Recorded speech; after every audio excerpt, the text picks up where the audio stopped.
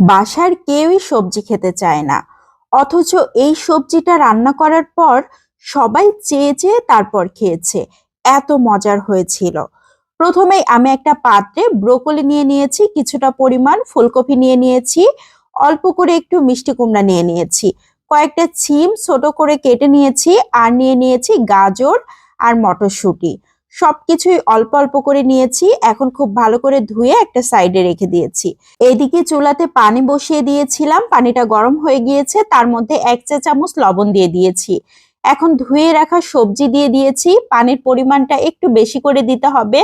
সবজিগুলোকে আমি একটু ভাপিয়ে নিব, খুব বেশি সিদ্ধ করব না, জাস্ট একটু বলক চলে আসা পর্যন্ত সিদ্ধ করে নিতে হবে। মানে সবজিটা জাস্ট একটু ভাপিয়ে নিতে হবে। এখন দিয়ে দিচ্ছি 3 ধরনের কালারের ক্যাপসিকাম আর পেঁয়াজ কলি। তো সবকিছু খুব ভালো মতো বলক চলে এসেছে, আমি আর ফুটাবো না। এগুলোকে খুব সুন্দর করে পানি ঝরিয়ে একটা সাইডে রেখে দিব। এদিকে চুলাতে আরো একটা প্যান বসিয়ে দিয়েছি, সেখানে 2 টেবিল চামচের মতো সয়াবিন তেল দিয়ে দিচ্ছি, আর দিয়ে দিচ্ছি 2 চা চামচের মতো ঘি। ঘিটা অবশ্যই দিতে হবে, তাহলে টেস্টটা পারফেক্ট আসবে। পেঁয়াজ কুচি দিয়ে দিয়েছি ½ কাপ। পেঁয়াজ কুচিটা একটু বেশি পরিমাণে দিতে হবে, একদম লাল লাল করে বেরেস্তা করে ফেলতে হবে। এখন দিয়ে দিচ্ছি 1 কাপ চিকেন। চিকেনটাকে আমি একদম চিকন চিকন করে কেটে নিয়েছি। চিকেন ব্রেস্টের মাংসটা ব্যবহার করেছিলাম, একটু বেশি করে নাড়াচাড়া করে ভেজে নিলাম। পেঁয়াজের সাথে বেশ কিছুক্ষণ ধরে এইভাবে নাড়াচাড়া করতে করতে কালারটা চেঞ্জ হয়ে গিয়েছে। সামান্য একটু পানি দিয়ে দিয়েছি। এখন দিয়ে দিচ্ছি ½ চা চামচ করে রসুন পেস্ট, আদা পেস্ট, জিরা পেস্ট, আর দিয়ে দিচ্ছি ½ চা চামচ গোলমরিচের গুঁড়া, 1 চা চামচ সয়া সস। খুব ভালো করে নেড়ে চেড়ে এখন দিয়ে দিচ্ছি লবণ ½ চা চামচ, লাল মরিচের গুঁড়া দিয়ে দিয়েছি 1 চা চামচ, 1 চা চামচ দিয়ে দিয়েছি রোস্টেড মশলা, না হলে শাহি গরম মশলা দিলেও হবে। ভালো করে নেড়ে চেড়ে সবকিছু মিশিয়ে নিয়েছি। এখন দিয়ে দিচ্ছি 1.5 টেবিল চামচ বাদাম পেস্ট। বাদাম পেস্টটা অবশ্যই দিতে হবে। টক দই দিয়ে দিয়েছি 1.5 চা চামচ। খুব ভালো করে নেড়ে চেড়ে এখন মিশিয়ে নিচ্ছি।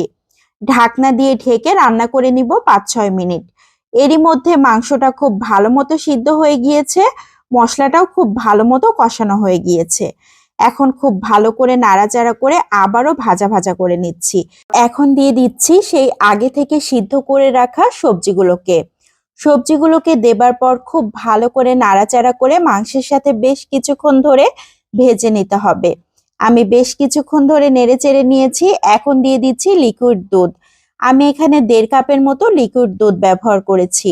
আমি গরুর দুধটা ব্যবহার করেছি, তবে পাউডার মিল্কও ব্যবহার করা যাবে লিকুইড করে।